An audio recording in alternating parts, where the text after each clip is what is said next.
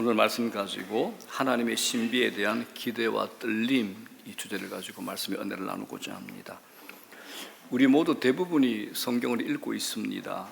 성경을 읽으면서 성경 안에 감추어진 내용과 진리를 찾아내는 좋은 방법이 상상력이죠. 상상력입니다. 성경의 상황 속에 들어가는 상상력 말입니다. 그런데 이 상상력은 우리가 알고 있는 소설적 상상력은 아닙니다. 소설적 상상력은 사실이나 역사적 실제를 무시하죠. 나름대로 자유롭게 판단하고 상상하며 그 안에서 자유하며 노는 것, 이걸 소설적 상상력이라 그럽니다. 그런데 예수 믿는 우리가 성경을 대할 때는 아닙니다. 신학적인 상상력을 가지고 성경의 상황 속으로 들어가 보셔야 됩니다. 성경 속의 사람들이 발을 딛고 서 있는 그 세계와 그들의 신앙적 세계관을 바탕으로 성경 속 현장 안으로 들어가셔야 됩니다. 그렇기 때문에 이 성경의 언어, 시대의 배경, 그 당시의 문화를 아는 것은 굉장히 필요합니다. 그래야 자기 멋대로의 이해와 해석의 위험을 방지할 수 있기 때문입니다. 저희 교회 안에 또 이영희 사모님, 민정희 사모께서 온라인 그 줌으로 가르치는 성경 공부가 있습니다.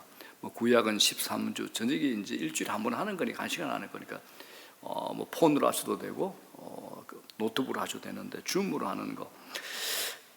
이 공부는 성경에 눈이 떠있는데 꼭 필요합니다. 배울 수 있는 분들은 반드시 좀 배우시면 좋겠습니다. 나는 성경 좀 아는데, 그렇지 않습니다. 또 배우게 되면 성경에 눈이 열리고 귀가 열립니다. 나는 전혀 모르는데요. 아니요, 배운 만큼 내게 굉장히 유익이 됩니다. 저는 꼭 여러분들에게 권면합니다. 여러분들이 안 하시면 제가 바깥에 있는 분들을, 이제 대기하고 있는 분들이 많은데 그분들을 넣겠습니다. 여러분들 적극적으로 꼭 배워보시기를 바랍니다. 자, 오늘 본문, 주님이 직접 예배라는 주제에 대해서 말씀하고 있는 현장 안의 담화의 내용입니다. 제가 본문을 읽으면서 참 답답한 게 있었어요. 주님께서 이토록 중요한 주제, 예배를 다루고 있죠. 이 예배에 대해서 말씀하신 것이 하필이면 동족으로부터 사람 취급받지 못하는 사마리아에 거주하는 여자야. 거기다가 남편이 몇 명? 6명을 둔 관로 바깥의 인생을 사는 여인과의 대화에서 꼭 이런 거대한 주제를 주님께서 얘기로 나누셔야 됐는가, 이런 안타까움을 갖게 됐습니다. 예배란 이런 거대한 신학적 주제야말로 바로 오늘 요한복음 4장인데 3장에 누가 나오죠? 사내들인 공회원, 학자, 니고데모가 나오지 않습니까? 이런 사람하고 토론하고 논의하기 좋은 주제가 아닌가라는 생각을 제가 하게 됩니다. 자, 그러나 주님께서 이 사마리아 여인과 예배의 문제를 다룬다는 것 자체가 예배의 본질에 대한 아주 중요한 의미를 우리에게 던져주고 있습니다. 여러분, 예배의 본질을 다루기에 앞서서 저는 우리 자신, 우리 인간에 대해서 좀 알면 좋겠다라는 생각을 가지게 됐습니다. 자, 인간이 어떤 존재인가? 첫 번째, 인간은 누군가 혹은 무엇인가를 숭배하는 존재죠. 누군가 혹은 무엇인가를 반드시 숭배하고 있습니까? 여러분들 어떻습니까? 누군가 무엇이든 따르고 쫓은 게 있을 겁니다. 두 번째, 인간은 자기가 예배하는 대상을 닮아간다는 겁니다. 여러분, 하나님을 제대로 예배하는 분들입니까? 하나님을 제대로 예배하는 사람은 하나님을 닮아갑니다. 예배는 예배하는 사람을 형성하고 빚어간다는 의미에서 형성적 성질을 가집니다. 이게 예배의 귀한 성질입니다. 예배는 예배하는 자로 하여금 예배의 대상을 닮게 합니다. 성경으로 제가 증명을 해볼게요. 고린도후서 3장 18절이죠. 이렇게 합니다. 우리가 다 수건을 벗은 얼굴로 거울을 보는 것 같이 주의 영광을 보매 그와 같은 형상으로 변화한다 합니다. 주의 영광을 보매 그와 같은 형상으로 변화한다라는 겁니다. 자, 반대로 우상을 만들고 그것에 의지하고 숭배하는 자들은 어떨까요? 우상을 닮아갑니다. 성경도 이 사실 그대로 확정합니다. 자, 시편 115편 8절을 다 같이 시작. 우상들을 만드는 자들과 그것을 의지하는 자들이 다 그와 같으리이다. 자, 쉬운 말 성경에서 이걸 이렇게 번역하고 있습니다. 우상을 만드는 사람들은 우상처럼 될 것이요, 우상을 의지하는 사람들도 그렇게 될 것입니다. 이렇게 번역을 합니다. 예배의 대상이 누가 되든, 하나님이거든, 뭐 석가든, 아니면 우상이든 무엇이건, 뭐 돈도 우상이 되잖아요. 권력도 우상이 되죠. 또 나는 남한테 인정받아야 산다, 인정도 우상이 됩니다. 무엇이든 그것을 닮아간다고 하는데, 여러분들의 생각은 어떻습니까? 정말 그렇습니까? 자, 그러면 이제 우상을 좀 정의하러 갑시다. 우상이 뭐냐? 성경이 정의하는 우상은 하나님 외에 내가 헌신하는 모든 대상은 전부 우상입니다. 하나님 외에 내가 헌신하는 모든 대상은 전부 우상이 됩니다. 궁극적 안락을 위해서 내 마음이 붙잡는 하나님 외의 모든 대상은 우상이 됩니다. 사람들은 이걸 얻기 위해서 인생에 열정을 쏟아붓죠. 시간과 노력을 투자합니다. 그것을 위해 살고 그것을 예배의 대상으로 삼습니다. 이것만 있으면 행복할 것 같죠. 이게 없어서 불행하다, 이렇게 느껴지는 그게 바로 우상입니다. 오늘날 많은 사람에게 돈과 재산이 우상이 되죠. 권력과 성을 포함하는 쾌락이 우상이 됩니다. 인정과 명예가 우상이 되기도 합니다. 자, 이것이 여러분, 이 세상을 바라보십시오. 이것이 왜 이 세상에 더 고상하고 더 교양 있고 더 인격 있는 사람들이 왜 적은지, 대신에 왜 이토록 천박하게 느껴지는 사람들이 많아지는지를 설명해 주는 이유가 됩니다. 우리가 저렇게 우상을 닮아가기 때문입니다. 사람이 자신이 숭배하는 돈, 성공, 권력의 우상을 닮아가기 때문에 그렇다라는 겁니다. 여러분, 돈 열심히 버십시오. 성실히 지혜롭게 정직히 하여 많이 버십시오. 대신에 버신 돈을 잘 관리하십시오. 돈에게 관리당하지 마십시오. 이 부분을 제가 말씀드리고 싶습니다. 정직하게 자신을 살펴보십시오. 내가 돈을 관리하고 사는지, 아니면 내가 돈에게 내 인생을 관리당하고 사는지. 어떻습니까, 여러분? 하나님께서 우리에게 돈을 관리할 수 있는 권한과 지혜와 능력을 주셨죠. 그런데 누구에게나 제일 위험한 것이 돈에게 관리당하는 겁니다. 돈이 있으면 기뻐, 돈이 없으면 하나님도 필요 없어 슬퍼, 우울해.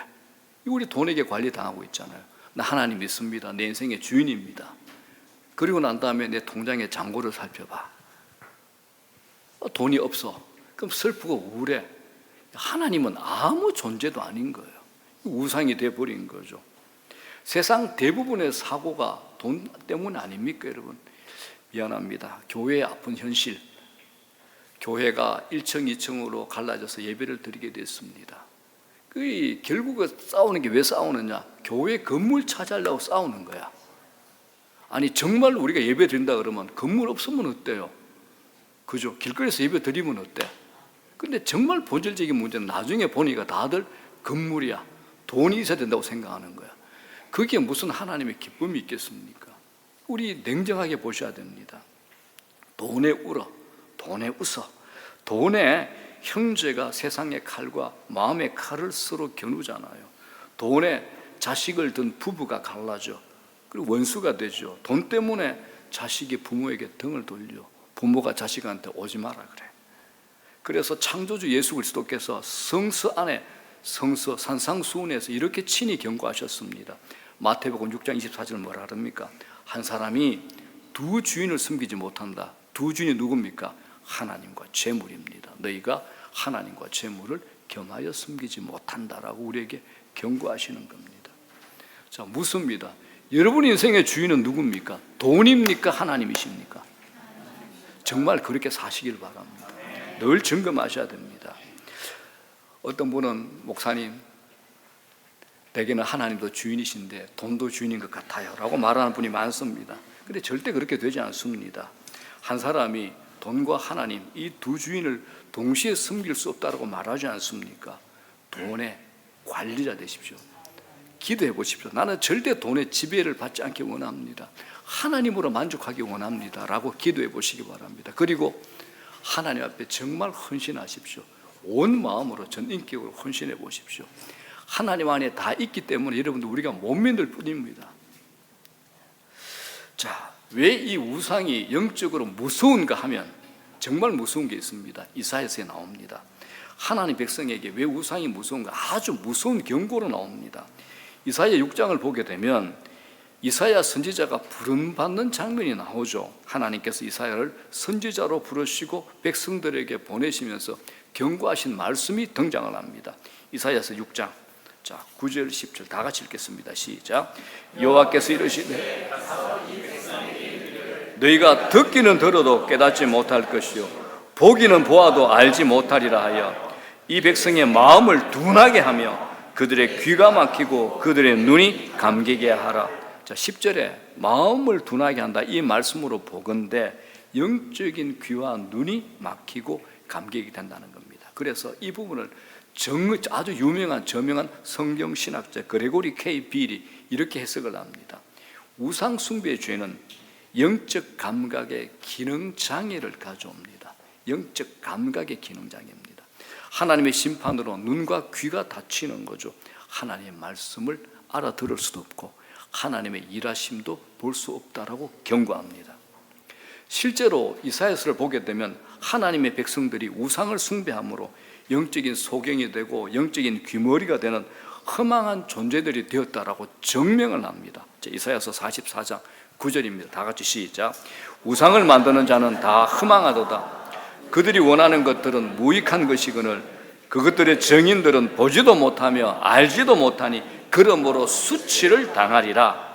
자, 이 말씀 한번 나왔죠. 자, 이 말씀 이어서 이런저런 예를 들어 설명하다가 또 다시 한번 반복합니다. 여러분, 성경의 반복은 그만큼 엄중하다는 말씀입니다. 자, 18절이죠. 이사야서 44장 18절 시작. 그들이 알지도 못하고 깨닫지도 못하면 그들의 눈이 가려서 보지 못하며 그들의 마음이 어두워져서 깨닫지 못함이니라. 여러분, 우리 예수 믿잖아요. 예수 믿는다는 게 뭡니까? 내 안에 성령이 와 계신다는 거죠. 예수 믿고 성령을 모시고 사는 우리가 하나님에 대한 영적인 감각이 닫히고 굳어버리면 얼마나 답답하고 안타까운 것, 신앙생활을 해보신 분들 경험하지 않았습니까? 우리 삶의 이유와 목적, 우리가 예배할 대상은 하나님 한 분밖에 없습니다. 그렇기 때문에 예배는 결코 신학적으로 논쟁할 수 있는 주제가 아니라는 겁니다. 자, 이제 본문으로 들어갑니다. 이 말씀과 맥락을 같이 해서 주님이 지금 이 여인과, 사마리아에 사는 이 여인과 남편을 6명이나 둔 이 여인과 신학적 논쟁을 하기 위해서 예배란 주제를 꺼내 드신 것이 아닙니다. 오늘날 예배란 주제는 많은 논쟁이 있죠. 구도자 예배, 열린 예배, 많은 논쟁이 있는데 예배 형식도 마찬가지입니다. 우리가 이런 문제들에 대해서 주장하고 토론하는 가운데 놓치기 쉬운 본질적인 문제가 하나 있습니다. 예배는 하나님께서 영광을 받으시는 수단입니다. 그렇기 때문에 우리가 예배 드릴 때 나 아닙니다. 내 만족 아닙니다. 내 기쁨 아닙니다. 제일 먼저 예배는 하나님께서 영광을 받으시는 수단입니다. 그러므로 이 문제는 우리의 목마름과 매우 심각하게 연결되어 있다는 사실입니다. 인간의 목마름과. 자, 본문을 잘 한번 보십시오. 예배의 주제를 꺼낸 것이 주님입니까? 아니면 사마리아 여인입니까? 사마리아 여인이 예배라는 주제를 가지고 주님께 시비를 거는 겁니다. 자, 20절 뭐라 그럽니까? 우리 조상들은 이 산에서 예배했습니다. 이 산이 뭐냐 하면 그리심산입니다. 당신들의 말은 예배할 곳이 예루살렘이 있다 하더이다. 나오죠. 그리심산은 약간 위에, 예루살렘은 그 밑에 있죠. 자, 이 여인이 꺼내는 예배의 주제는 당시 사마리아 사람들이 가지고 있던 예배의 개념을 설명합니다. 사마리아 사람들의 조상은 이 산에서 예배하라고 했는데 그 산이 어디냐? 바로 그리심산입니다. 그건 유대인들이 이해하던 예배관과 심하게 충돌되는 내용입니다. 유대인들은 어떻게 예배드립니까? 지금 그 밑에 예루살렘 성전에서 하나님을 예배하고 있는 겁니다. 자, 그리심산에서 전통하는 이 전통은, 예배하던 이 전통은 구약의 아브라함과 야곱으로 거슬러 올라갑니다. 후에 이스라엘 백성들이 가나안 땅에 들어오게 될 때 모세의 유언대로 가나안에 들어와 그리심산과 에발산에서 하나님의 축복과 저주를 선포한 일도 관련이 있죠. 자, 그래서 신명기 11장 29절 다 같이 한번 읽어보겠습니다. 시작. 내 하나님 여호와께서 네가 가서 차지할 땅으로 너를 인도하여 들이실 때 너는 그리심산에서 축복을 선포하고 에발산에서 저주를 선포하라. 이런 유래 때문에 사마리아 사람들은 그리심산을 거룩한 땅으로 성지화했던 겁니다. 그런데 유대인들은 어떻습니까? 유대인들이 가진 예배관은 반드시 예루살렘에서 하나님이 정해주신 그곳에서 예배를 드려야 된다는 겁니다. 자, 하나님께서 예루살렘을 선택했다. 이건 역대하에 나옵니다. 역대하 6장 6절 이렇게 나오죠. 예루살렘을 택하여 내 이름을 거기 두고 또 다윗을 택하여 내 백성 이스라엘을 다스리게 하였노라 하신지라. 자, 이렇게 충돌하죠. 분명히 사마리아 여인과 유대인들의 생각은 차이가 있습니다. 그 이유는 이 사마리아 사람들은 모세 오경만을 하나님의 말씀으로 여긴 거죠. 모세 오경이 뭡니까? 창세기, 출애굽기, 레위기, 민수기, 신명기 이것만 하나님의 말씀으로 여겼어. 그러니까 유대인들이 얘기하고 있는 이 역대하는 아무 자기들에게 의미가 없는 거야. 아, 근데 그 억지다. 모세 오경만 하나님 말씀이다. 이렇게 여겨버린 겁니다. 이것처럼 사마리아 여인의 주장처럼 그리심산에 예배 드리는 것, 유대인들이 예루살렘에서 예배 드리는 것은 도무지 일치될 수 없는 견해 차이, 만날 수 없는 평행선상을 걷고 있는 겁니다. 자, 그렇다면 주님께서 뭐라고 말씀하십니까? 야, 이 산 그리심산도 아니야. 그리고 그 밑에 예루살렘도 아니라는 겁니다. 장소의 문제가 아님을 말씀하십니다. 자, 21절 다 같이 시작. 예수께서 이르시되 여자여 내 말을 믿어라. 이 산에서도 말고 예루살렘에서도 말고 너희가 아버지께 예배할 때가 이르리라. 유대인이나 사마리아인이나 다 예배와 관련해서 묶여있던 것은 장소라는 형식의 한계였습니다. 장소라는 형식이죠. 여기서 하지 않는 것은 잘못입니다라는 자기 주장이 있었던 겁니다. 형식으로 잘잘못을 가리는 것이 그들의 문제였습니다. 그러나 주님이 이 여인의 주의를 끌려고 하는 것은 예배의 장소의 문제가 아니라 때의 문제라고 얘기합니다. 과거에는 예루살렘 성전에서 예배를 드렸지만 이제는 메시아가 오셨기 때문에 메시아를 받아들이는 모든 신자의 마음에 누가 와 계시죠? 성령님이 거하시기 때문에 우리 자신이 성전이 되기 때문에 더 이상 장소라는 형식에 매일 필요가 없다라는 겁니다. 이것이 아버지께 예배할 때가 이르러라는 이 말씀입니다. 자, 21절입니다. 시작. 예수께서 이르시되 여자여 내 말을 믿어라. 이 산에서도 말고 예루살렘에서도 말고 너희가 아버지께 예배할 때가 이르리라.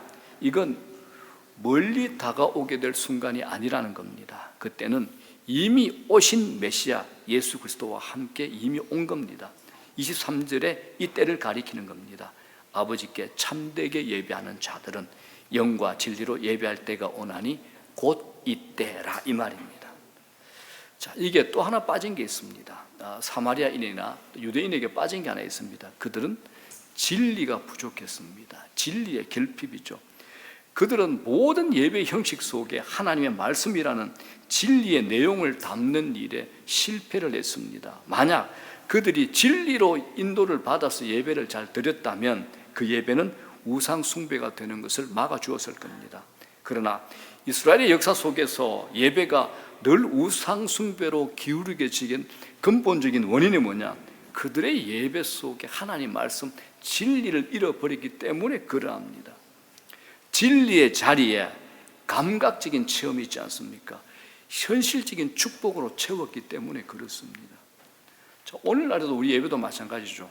오늘날의 말씀의 진리의 자리에 내 눈, 내 귀를 즐겁게 해주는 이벤트적 예배 형식으로 채우는 것은 부흥의 징조가 아닙니다.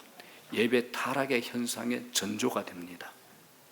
주님께서 가르쳐주신 예배가 어떤 예배입니까? 신령과 진정으로 영과 진리로 드리는 예배라는 겁니다. 자, 24절 다 같이 시작. 하나님은 영이시니 예배하는 자가 영과 진리로 예배할지라. 이것이 참으로 예배하는 것이고 아버지께서 받으시는 예배입니다. 주님께서 놀라울 정도로 중요한 예배의 두 가지 요소를 말씀하고 있죠. 그러므로 여러분, 예배는 내 마음, 내 머리, 내 감정과 내 모든 생각을 포함해서 드리는 겁니다. 참된 예배는 진리의 뿌리 박은 하나님께 대한 깊은 사랑에서 나오는 겁니다. 그렇기 때문에 하나님을 아는 지식이 없는 하나님을 향한 사랑은 불가능할 뿐만 아니라 속이는 겁니다. 우리 인간의 영혼은, 여러분 잘 들어보십시오. 우리 인간의 영혼이 있지 않습니까? 하나님을 아는 지식, 진리의 말씀을 통해서 하나님을 사랑하게 될 때 가장 놀랍게 타오를 수 있도록 하나님께서 우리를 그렇게 창조하셨습니다. 이것이 참된 예배에서 일어나야 된다라는 것을 주님이 우리에게 지금 가르치고 싶은 겁니다. 성령께서 진리를 통해서 우리의 심령이 하나님을 사랑하는 마음으로 불타오르게 역사하십니다. 이것이 주님이 가르치시는 예배입니다. 24절 이거는 말씀 암송하셔야죠. 시작. 하나님은 영이시니 예배하는 자가 영과 진리로 예배할지니라. 하나님은 영이시니, 이 영이란 말은 성령님 안에서 이 의미가 됩니다. 그리고 예배하는 자의 영은 우리의 영을 가리키죠. 그렇기 때문에 영이 뭐냐? 내 의지뿐만 아니라 내 마음의 느낌, 내 마음의 정서, 내 마음의 감정 모두를 다 포함하는 겁니다. 그렇기 때문에 마음이 없는 예배는 여러분 죽은 예배입니다. 마음이 없는 예배는 죽은 예배입니다. 여러분들은 지금 살아있는 예배를 드립니까? 죽은 예배를 드리고 있습니까? 어떻습니까? 마음이 없는 예배는 죽은 예배입니다. 우리가 주일에 지금 이렇게 교회당에 와서 앉아 있다고 해서 예배를 다 드린다는 것 아닙니다. 마음이 들여지고 있는가의 문제가 하나님께서 중요하게 여기시는 문제입니다. 나는 예배 드렸어. 하나님은 안 받으셨대. 하나님은 지나친다. 그건 예배 아니죠. 나는 너무 힘들고 곤고한데, 고단한데 내 마음을 해서 드렸더니 하나님께서 그걸 받으셨어요. 그게 진짜 예배잖아요. 우리는 자꾸 내 중심으로, 내 느낌, 내 분위기, 내 감정으로 판단하고 결론 내려. 아니요, 받으시는 하나님이 중요하시잖아요. 이런 점에서 예배는 사실상 매우 고된 노동이라고까지 말씀하시는 분이 있습니다. 저는 그 말씀에 100분 동의. 예배는 매우 고된 노동이 됩니다. 편안히 앉아 감상하고 때로 노래하고 말씀 듣는 것이라고 예배를 오해하시지 마시기 바랍니다. 무엇이든 우리가 전심을 다할 때 지치지 않습니까? 주님이 가르치신 예배는 그런 것을 포함하고 있습니다. 주님이 가르치신 예배는 형식적 의무가 아니라 내 내면적인 의무를 다하라는 겁니다. 마음의 문제입니다. 자, 이런 점에서 시편의 여호와를 기뻐하고 즐거워하는 것, 바로 참된 예배가 됩니다. 자, 시편 32편에 다 같이 시작. 너희 의인들아 여호와를 기뻐하며 즐거워할지어다. 마음이 정직한 너희들아 다 즐거이 외칠지어다. 아멘. 여러분들은 하나님 생각하면 마음에 기쁨이 옵니까? 아침에 눈을 떴을 때 하나님을 생각하면 마음에 설레임이 있습니까? 그러셔야 됩니다. 그러셔야 됩니다. 그게 하나님 믿는 겁니다. 우리가 전심으로 예배를 드리면서 지칠 수는 있지만 그 영혼 속에는 이루 말할 수 없는 영광스러운 즐거움을 경험하게 될 겁니다. 영으로 드리는 예배는 하나님을 향한 깊은 사랑의 정서를 가지고 드리는 예배가 됩니다. 사랑 그 자체가 목적인 겁니다. 하나님을 사랑하는 표현으로서 예배가 드려지게 될 때 이 예배가 참된 예배가 됩니다. 자, 그렇다면 여러분, 우리가 하나님께 예배 올려드릴 때 가장 큰 방해꾼은 무엇일까요? 그건 우리의 배부름입니다. 배부름. 영적으로 아무런 배고픔도 아무런 목마름도 느끼지 못하는 우리의 배부름입니다. 영적으로 충족되었기 때문에 배부른 것이 아니라 엉뚱한 요소들로 배부른 것을 영적 배부름으로 착각하기 때문입니다. 어떻습니까? 굉장히 위험한 부분 아닙니까? 엉뚱한 것들로 배부른 것을 영적 배부름으로 착각할 수 있는 것, 우리 얼마든지 착각하고 살잖아요. 이것이 바로 예배를 헛된 예배로 만드는 주체가 되는 주적입니다.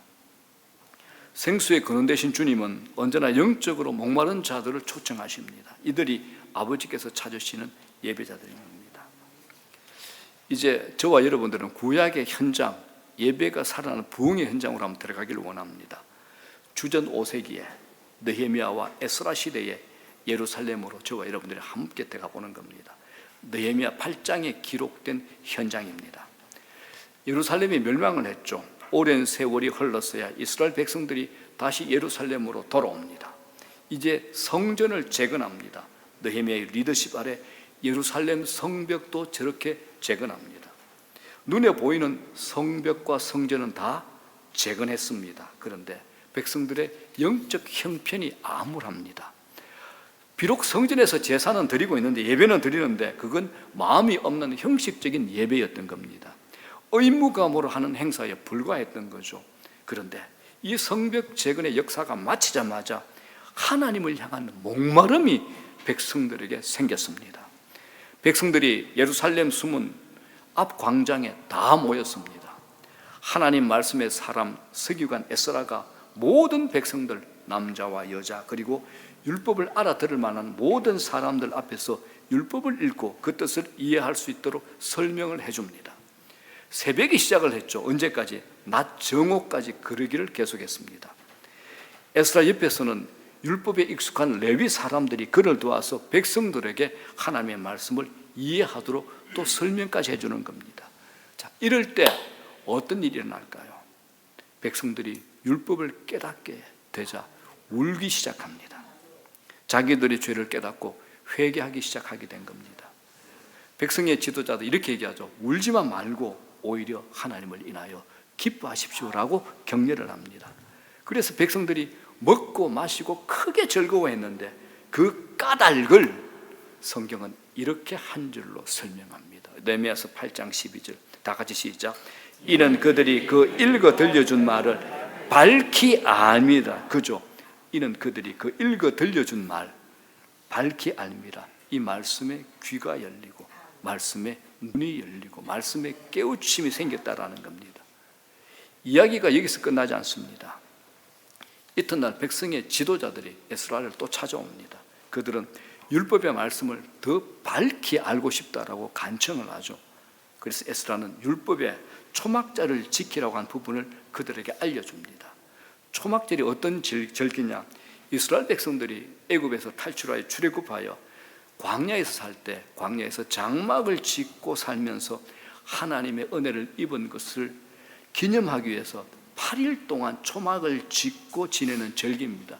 이스라엘 백성들이 훌륭한 것은 3000년 전에 지켰던 이 절기를 지금도 지키고 있습니다. 지금도 이스라엘 백성들은 자기 고향에 가서 초막절을 지키는 사람들이 허다합니다. 그리고 초막절 안에서 3000년 전에 우리 조상들이 하면서 하나님 말씀을 펴놓고 설명하는 겁니다. 그러니까 이스라엘 백성들이 2000년 동안 나라가 없었지만 저렇게 강대국이 되고 세계를 붙들고 있는 겁니다. 이게 능력이고 힘이죠. 자, 이 8일 동안의 초막절이 가나안 이래로 들어온 이래 가장 온전하게 지킨 초막절이 지켰습니다. 이 초막절 내내 에스라는 날마다 하나님의 율법책을 낭독합니다. 그 초막절은 말씀의 축제가 되었습니다. 이것을 우리는 뭐라 부르냐? 부흥이라고 부릅니다. 이게 부흥입니다, 여러분. 성령께서 강력하게 자기 백성들 교회 가운데 찾아오셔서 하나님의 임재를 비상하게 느끼게 하고 하나님을 예배하게 하시는 겁니다. 죽은 예배가 살아나는 것, 예배자들의 죽은 감각이 살아나는 겁니다. 그것이 어떻게 일어납니까? 하나님의 말씀을 깨달을 때 일어나는 겁니다. 우리 주님께서 오늘 요한복음 4장에서 우리 주님께서 가르치신 예배의 본이 바로 이겁니다. 그리고 느헤미야 9장으로 가게 되면 초막절은 끝났지만 부흥의 역사는 끝나지 않았습니다. 그들은 깨달은 하나님의 말씀을 인해서 죄를 자복하죠. 회개합니다. 모든 이방 사람들과의 잘못된 관계를 다 끊어버립니다. 그렇게 그들은 하나님을 경배하고 찬양을 올려드립니다. 이건 율법을 지키기 위한 형식적인 절기가 아니었습니다. 그들은 깨달은 하나님 말씀을 인하여서 견딜 수 없는 마음으로 하나님을 예배하기 시작하게 된 겁니다. 무엇이 그렇게 했습니까? 하나님 말씀이 그들의 마음을 하나님을 향하여 불타오르게 한 겁니다. 사랑하는 여러분, 저는 우리 예배가 이렇게 되기를 소원합니다. 우리 예배가요, 오 하나님, 우리 예배 가운데 주께서 주의 말씀을 우리로 깨닫게 해주십시오. 에스라 때의 이런 역사가 우리 가운데도 일어나게 하여 주시옵소서. 저는 주님께서 이런 예배를 우리에게 주시기를 간절히 소원합니다. 우리의 매주일 드린 예배가 비록 이렇게 작은 공간임에도 불구하고 신령과 진정으로 드리는 참된 예배가 되고, 성령님께서 놀라운 방식으로 우리에게 찾아오시고 임재하셔서 하나님의 거룩하심에 대한 깊은 감각을 우리 속에 놀랍게 회복시키시고 하나님을 뜨겁게 사랑하는 역사가 있게 해 주십사 간절히 소원하고 구하는 겁니다. 자, 이제 말씀 정리합니다. 다시 한번 제가 여러분들에게 이렇게 묻고 싶습니다. 우리가 매주일 드린 예배는 어떻습니까? 여러분들은 어떤 기대로 예배에 나오십니까? 어떤 기대로요? 하나님의 신비에 대한 기대와 떨림을 가지고 나오십니까? 하나님을 정말 알고 싶습니까? 하나님을 아는 당신의 여러분들의 지식은 지금 어떻습니까? 우리가 전지전능하시고 무한광대하신 하나님의 신비에 대한 무관심, 기대 없음, 그리고 하나님을 아는 지식의 얕음, 자기 중심적인 해석은 우리를 참된 예배로 인도하지 않습니다. 이런 예배는 구약 성경에 너무 많습니다. 이스라엘 백성들에게 비일비재하게 맨날 일어난 일이 바로 이런 일입니다. 그 결과로 하나님의 성품으로 빚어진 백성을 보고 만나기가 어려웠던 겁니다. 마지막 질문으로 말씀했습니다. 우리는 어떻습니까? 우리는 어떻습니까? 하나님을 믿은 세월만큼, 예배에 쏟은 시간만큼 하나님의 복된 성품으로 우리는 빚어져 왔습니까? 과연 그러합니까? 우리 모두가 질문하고 또 회개하고 변화되고 이 말씀 앞에 하나님의 은혜를 통해 성령의 기름 부으심을 통해 우리가 우리 인생에 큰 전환점이 일어나기를, 우리 교회에 큰 전환점이 일어나기를, 우리 모든 가정, 우리의 사업장 일터가 큰 전환점이 일어나기를 주의 이름으로 축원합니다.